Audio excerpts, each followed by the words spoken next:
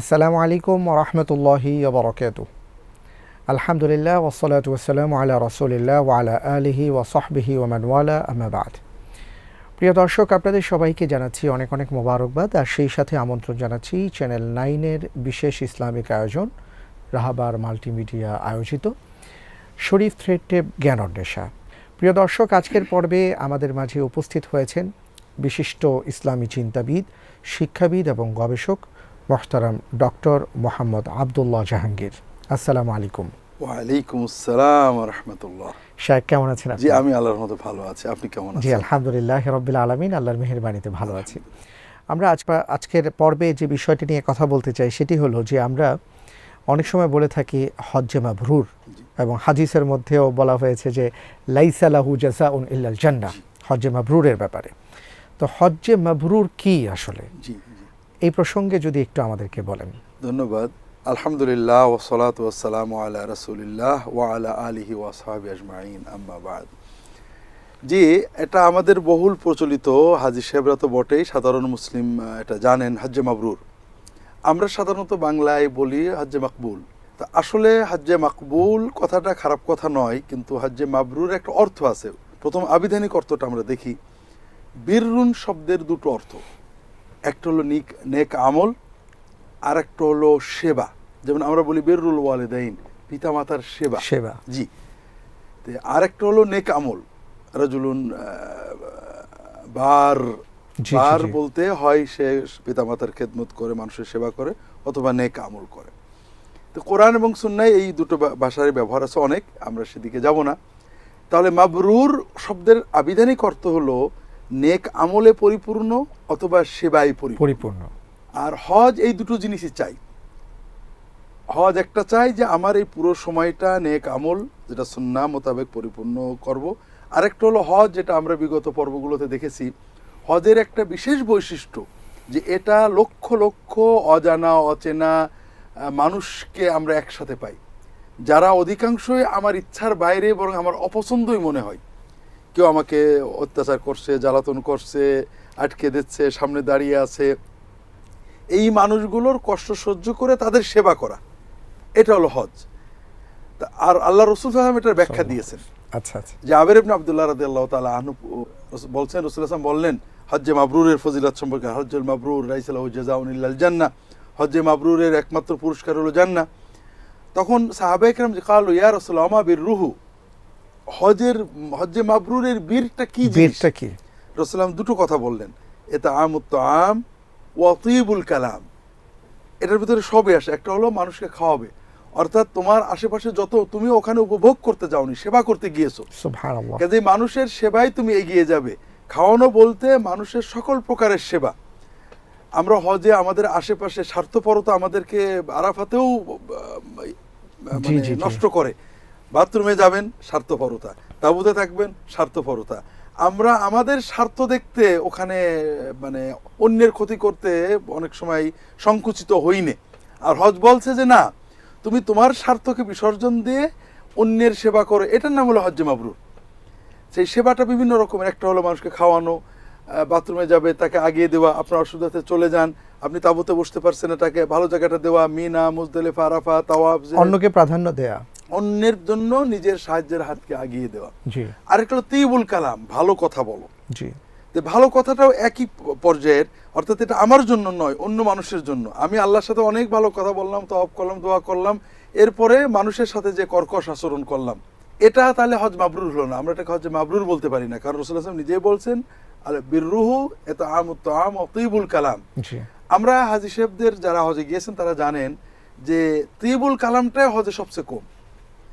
হজে সাধারণ আমরা শিক্ষিত ভদ্র দিনদার মানুষরা যারা যান, ছোটখাটো বিষয় নিয়ে, ক্যাম্পে হোটেলে বা বাসায় থাকা নিয়ে, লিফট নিয়ে, খাওয়া বন্টন নিয়ে, মসজিদে বসা নিয়ে, এবং মিনা মুজদালিফা আরাফায় যাওয়া আসা, গাড়িতে বসা নিয়ে, মক্কা শরীফ থেকে মদিনায় যাওয়া আসা, গাড়িতে বসা নিয়ে আমরা নানা রকম খারাপ কথা বলি।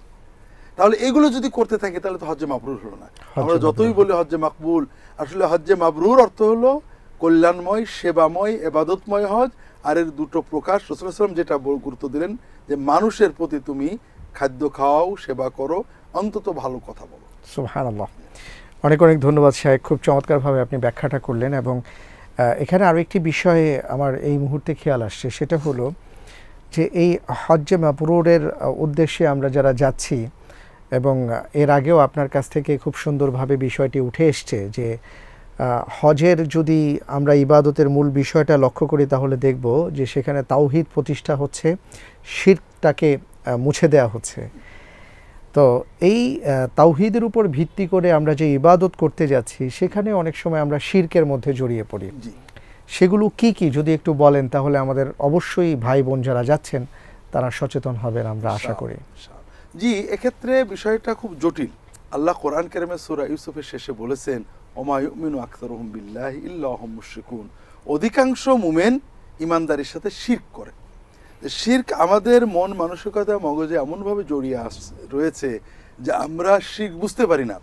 অমুসলিম শিরক করলে তাকে খারাপ বলি, ঠিক একই মানের বা তার চেয়েও গভীর শিরক মুসলিম যখন করে এটাকে আমরা মনে করি এটা হতেই পারে। এজন্য আমরা আগেই বলেছি যে তাওহীদ সবকিছু আল্লাহ কেন্দ্রিক, এটার জন্যই আমি বাইতুল্লাহ যাচ্ছি। এখানে একটা মজার বিষয় আছে, আমরা যেটা শেষে আসতো আমরা আগেই নিয়ে আসি।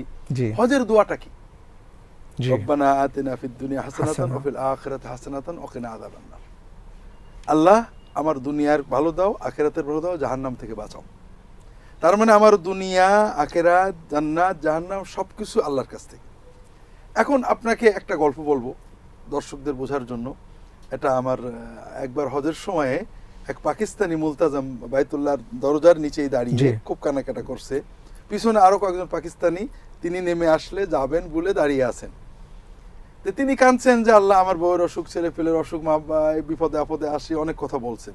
তো পিছনের পাকিস্তানি একজন বিরক্ত হয়ে বলছেন যে হাজী সাহেব আপনি বাইতুল্লাহ এসে এসব বেয়াদবি করছেন কেন? বাইতুল্লাহ এসেছেন আল্লাহর কাছে জান্নাত চাইবেন, মাপ চাইবেন।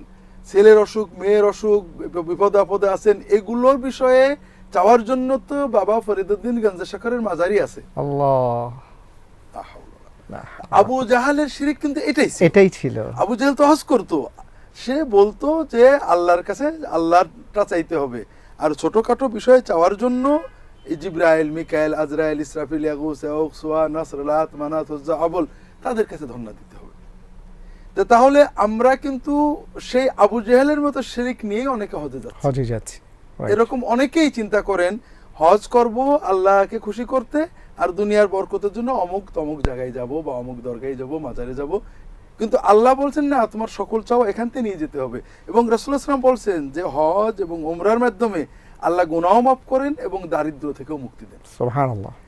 এখন আমরা আপনার কথায় ফিরে যাই যে শিরক কিভাবে হচ্ছে। শিরক কি এটা আমরা অবশ্যই বুঝি না। আমরা মনে করি শিরক বোধহয় আবু জাহেল আল্লাহ মানতো না, আল্লাহর একত্ব মানতো না, আল্লাহর ইবাদত করতো না, এমন তো কিছু নাই। শিরক মানে এই নয় যে দুইজন আল্লাহ বিশ্বাস করা। আবু জাহেল এক আল্লাহ, আল্লাহর একত্ব এবং আল্লাহর ইবাদতে বিশ্বাস করত। শিরক হলো আল্লাহর রুবুবিয়ত, ক্ষমতা, অথবা আল্লাহর উলুহিয়াত, ইবাদতে অন্য কারোর অধিকার আছে বলে মনে করা। তা আমরা হাজিরা কিভাবে শিরক করেন? হাজিদের প্রথমে আমরা গত পর্বে বলেছিলাম যে আমরা বলছি অমুকের দোয়ায় আমি ভালো আছি, অথচ ভালো রাখাটা আল্লাহর একমাত্র। এখানে শিরক রয়েছে। কেউ মনে করেন যে আল্লাহ ছাড়া আর কেউ হয়তো আমার ভালো মন্দ করে দিতে পারে। হজে আমরা শিরক দেখেছি অনেক। যেমন হজে আমরা গেছি আল্লাহর কাছে চাইতে, কিন্তু একজন হাজিকে আমরা আমাদের এক সাথী দেখলেন কাবা ঘরের একটা পিলার কাটছেন ব্লেড দিয়ে। কি হয়েছে? তার পুত্রবধূর বাচ্চা কাচ্চা হয় না, তিনি এটা কেটে নিয়ে যেয়ে তাকে খাওয়াবেন, তাবিজ বানাবেন যেন বাচ্চা হয়। এটা শিরক। অর্থাৎ তিনি প্রতিমা পূজা করছেন, কাবা বিল্ডিংটার পূজা করছেন, আল্লাহকে ডাকতে যাচ্ছেন। আমরা বাইতুল্লাহ যাই, এমনকি বাইতুল্লাহ কাবা আমাদের মাহবুদ না, কাবাকে আমরা ইবাদত করি না, কাবার ভিতরে কোনো ঐশ্বরিক শক্তি কল্পনা করি না। কাবা মসজিদ মাত্র, একটা ঘর মাত্র। এটাকে আমরা কিবলা বানিয়েছি, আল্লাহর ইবাদত করি। কোনো না কোনো দিকে মুখ করে করতে হতো। আল্লাহ সকল মুসলমানকে তাওহীদের মূল কেন্দ্রের দিকে মুখ করতে বলেছেন, আর কিছুই নয়। কিন্তু ওই ব্যক্তি, ওই মুমিন কিন্তু ওই স্থান বা এই বস্তুটাকে ইবাদত করতে, এমনকি অনেকেই আমার সাথে এক সাথী আমাদের সাথে সৌদি পড়তে গেছিলেন, ওই কাটার চেষ্টা করছিলেন। জি, এগুলো শিরকি চেতনা থেকে আছে। আপনি দেখবেন হজে গেলে ওই কবুতরকে খেতে দেওয়ার পরে ওই ময়লাগুলো কুড়ানো হয়, আরাফাত থেকে মাটি নেওয়া হয়, হারামের মাটি বাইরে আনাটাই হারাম, এটা হারামের পবিত্র জায়গা থেকে বের করা, এমনকি পড়ে থাকা জিনিস কুড়ানো হারাম। অথচ তাহলে আমরা কিন্তু আল্লাহর কাছে চাইতে যাইনি, আমরা গিয়েছি স্থান বা অন্য কিছুর পূজা করতে, সেখান থেকে বরকত নিতে। আর কোন স্থান থেকে রাসূলুল্লাহ সাল্লাল্লাহু আলাইহি ওয়াসাল্লামের সুন্নতের বাইরে বরকত কামনা করা শিরকের মূল। এটা তিরমিজি এবং অন্যান্য গ্রন্থে হাদিসে এসেছে। ঈমানদারগণ সাহাবীদের সাথে হুনাইনের যুদ্ধে যাচ্ছেন, দেখেন একটা গাছ, আরবের কাফেররা সেই গাছে সুতো বেঁধে রাখতো, তরবারি ঝুলিয়ে রাখতো বরকতের জন্য। তারা বললেন, ইয়া রাসূলুল্লাহ ইজআল লানা যাতা আনওয়াতিন কামা লাহুম যাতু আনওয়াত, ইয়া রাসূলুল্লাহ আমাদের একটা গাছ ঠিক করে দেন, সেখান থেকে আমরা সুতো বেঁধে আল্লাহর বরকতটা পাবো। তো রাসূলুল্লাহ বললেন যে হাদা কামা কালা বনু ইসরাঈল ইজআল লানা ইলাহান কামা লাহুম আলিহা, এটা স্পষ্ট শিরক। তো এই জন্য কোন দ্রব্য বস্তু থেকে আল্লাহর রহমত বরকত পেতে কোন দ্রব্য বস্তু মধ্যস্থ হতে পারে, এই চিন্তা তো শিরক। যেমন মায়ের মমতা পেতে খালা, ফুফু, দাদি, অন্য কেউ মধ্যস্থ হতে পারে, এটা মায়ের মাতৃত্বে শিরক হয়, কোনো মা এটা গ্রহণ করে না, কারণ মায়ের চেয়ে সন্তানের আপন কেউ হতে পারে না। মায়ের মমতা পেতে সন্তানকে আর কারোর কাছে যেতে হয় না। আল্লাহর রহমত বরকত পেতে বাইতুল্লাহতে দোয়া করব, জমজমের পানিকে রাসূলুল্লাহ যে শিখিয়েছেন, কিন্তু দ্রব্য পূজা করব, দ্রব্য থেকে বরকতের চেষ্টা করব, এগুলো সব সময় হয়েছে একটা বিরতিতে যাবার, এই জন্য আমি একটা বিরতি নিয়ে নিই, পরে কথা বলবো ইনশাআল্লাহ। প্রিয় দর্শক, আপনারা দেখছেন শরীফ থ্রেড টেপ জ্ঞান অন্বেষা। সময় হয়েছে বিরতিতে যাবার, একটু পরে ফিরে আসছি, মেহেরবানি করে আমাদের অপেক্ষায় থাকুন।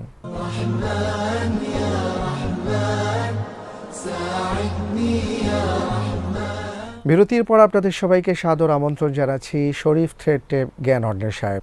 এই হজকে কেন্দ্র করে আলহামদুলিল্লাহ মদিনা মুনাওয়ারায় অনেকে আমরা যাব এবং সেখানে মসজিদে নববীতে সালাত আদায় করব, রাসূল সাল্লাল্লাহু আলাইহি সাল্লামের কবরের সামনে দাঁড়াবো ইনশাআল্লাহ তাআলা। তো এই ক্ষেত্রেও দেখা যায় যে অনেকে শিরকে লিপ্ত হয়ে যান। তো এই প্রসঙ্গে একটু আপনার দৃষ্টি আকর্ষণ করছি। আল্লাহ রাসূল সাল্লাল্লাহু আলাইহি ওয়াসাল্লাম এদিকে আমাদের দৃষ্টি আকর্ষণ করেছেন। আল্লাহ রাসূল বলছেন, দর্শক, মদিনা মহাপবিত্র স্থান, এখান থেকে এই পর্যন্ত যদি কেউ এই মদিনার ভিতরে নতুন কিছু কর্ম উদ্ভাবন করে, আল্লাহর সন্তুষ্টির জন্য, আল্লাহর ইবাদতের জন্য, আল্লাহর কাছে সওয়াব পাওয়ার জন্য মুহাম্মদ রাসূলুল্লাহ সাল্লাল্লাহু আলাইহি ওয়াসাল্লাম যা শিখিয়েছেন তার সাথে যোগ বিয়োগ করার দরকার আছে, যে মনে করে মদিনার জমিনে যে নতুন কিছু কর্ম করে, সুন্নতের অতিরিক্ত কর্ম করে আল্লাহকে খুশি করার চেষ্টা করে, অথবা এই রকম কোন নব উদ্ভাবককে প্রশ্রয় দেয়, আশ্রয় দেয়, রাসূলুল্লাহ বললেন তার উপরে আল্লাহর অভিশাপ, ফেরেশতাদের অভিশাপ, সকল মানব জাতির অভিশাপ। আল্লাহ তাআলা তার কোনো বিনিময় অথবা ফরজ নফল ইবাদত কবুল করবেন না। আল্লাহু আকবার। কেন? আমরা একটু আগে শিরকের কথা বলছিলাম। শিরক হলো আল্লাহ তাআলার সাথে শিরিক করা, অর্থাৎ আল্লাহ তাআলার রুবুবিয়ত, তিনি আমাদের রব, খাওয়ান পরান ভালো মন্দ করেন, অন্য কাউকে এই রকম ক্ষমতা আছে বলে মনে করা, অথবা আল্লাহর যে ইবাদত পাওনা, আমাদের সাজদা, আমাদের নির্ভরতা, আমাদের মানত, আমাদের দোয়া আল্লাহ ছাড়া কাউকে দেওয়া, এটা হলো শিরক ফিল উলুহিয়্যা বা রুবুবিয়্যা। আর বিদআত হলো শিরক ফিল নবুওয়া, আল্লাহর ইবাদতের পদ্ধতিটা আমরা একমাত্র রাসূলুল্লাহ সাল্লাল্লাহু আলাইহি ওয়াসাল্লাম শিখে থাকব। এটা হলো ঈমান, লা ইলাহা ইল্লাল্লাহু মুহাম্মাদুর রাসূলুল্লাহ, ইবাদত একমাত্র আল্লাহর, আর ইবাদতটা আমরা শিখব রাসূলুল্লাহ সাল্লাল্লাহু আলাইহি ওয়াসাল্লাম থেকে, তার তরিকায় ইবাদত হবে। কোন মুমিন যদি মনে করে যে রাসূলুল্লাহ সাল্লাল্লাহু আলাইহি ওয়াসাল্লাম যেভাবে করেছেন এটার চেয়ে কিছু সংযোজন বিয়োজনের দরকার আছে, তিনি মূলত রাসূলুল্লাহ সাল্লাল্লাহু আলাইহি ওয়াসাল্লামের নবুয়তকে নাকিস মনে করলেন, অসম্পূর্ণ মনে করলেন। আর মদিনার জমিনে যে এরকম চিন্তা করবে তার উপর তো অভিশাপ আসতেই হবে। আল্লাহ। আর এটা আমরা করছি, আমরা হাজী সাহেবরা মদিনায়, মানে মক্কায় আমরা নাউজুবিল্লাহ শিরক করে ফেলেন অনেক হাজী, আর মদিনায় সুন্নতের খেলা বেদাত করে ফেলেন, এবং সেটা আল্লাহকে খুশি করতে, অথবা রাসূলুল্লাহ সাল্লাল্লাহু আলাইহি ওয়াসাল্লামকে বেশি ভক্তি করে। আমরা অল্প অল্প করে এটা বুঝি। মদিনায় আমরা কি করি? মদিনায় আমরা প্রথমত মসজিদে নববীতে যাই, মসজিদে নববী মসজিদ, আবার মসজিদে নববীর সাথে রাসূলুল্লাহ সাল্লাল্লাহু আলাইহি ওয়াসাল্লামের কবর। আমরা, আপনি একটু আগে কবর বলেছেন, আমিও কবর পড়লাম, দর্শকরা হয়তো বিরক্ত হচ্ছেন যে আমরা কেন রওজা না বলে কবর পড়ছি। জি, এটাও একটা সুন্নতের চেতনা থেকে। আমরা যখন রাসূলুল্লাহ সাল্লাল্লাহু আলাইহি ওয়াসাল্লামের সুন্নতে যাই, সাহাবীদের সুন্নতে যাই, এমনকি আমাদের ইমামগণের লেখা দেখি, কোথাও তারা রওজা বলেননি। রওজা হলো কবর এবং মিম্বরের মাঝখানের জায়গাটুকু। রাসূলুল্লাহ নিজেই বলছেন, মা বাইনা কবরি ওয়া মিম্বরি রওজা, রওদা হলো, আমরা রওদা আর রিয়াদুল জান্নাহ ভাগ করেছি, কিন্তু আসলে তো আল্লাহ বলছেন, আল্লাহ রাসূল বলছেন এখানে জান্নাতের বাগানগুলোর একটা বাগান আছে, রওদা আছে। আমরা এবং বলে দিয়েছেন সেটা আমার কবর এবং মিম্বরের মধ্যবর্তী জায়গা। আর রাসূলুল্লাহ সাল্লাল্লাহু আলাইহি ওয়াসাল্লাম কবর আরেকটা বিষয় আছে, সেখানে হুজরা বলা হয়। রাসূলুল্লাহ কবরটা হয়েছে আয়েশার ঘরের ভিতরে, যে ঘরে তিনি বাস করতেন, এবং ওই কবর হওয়ার পরেও তিনি প্রায় 50 বছর সেখানে বাস করেছেন। তো এখানে রাসূলুল্লাহ সাল্লাল্লাহু আলাইহি ওয়াসাল্লাম নিজেই বলেছেন আমার কবর। সাহাবা একরাম কখনো বলেননি এটা রাসূলুল্লাহ সাল্লাল্লাহু আলাইহি ওয়াসাল্লামের রওদা, তারা বলেছেন কবর, যারা কবর রাসূলুল্লাহ সাল্লাল্লাহু আলাইহি ওয়াসাল্লাম, জুরতু কবর রাআইতু কবর রাসূলুল্লাহ সাল্লাল্লাহু আলাইহি ওয়াসাল্লাম, সবাই কবর বলেছেন। রওদা বলি আমরা অথবা মাজার বলি আমরা, এগুলোকে আমরা দিন মনে করি, এতে আল্লাহ বেশি খুশি হন। আর এর ভিতরে ইচ্ছায় বা অনিচ্ছায় একটা চিন্তা থাকে যে কবর বললে আল্লাহ কম খুশি হন, তাহলে বুঝতে হবে সাহাবীদের প্রতি কম খুশি হয়েছেন, তাবেঈনদের প্রতি কম খুশি হয়েছেন।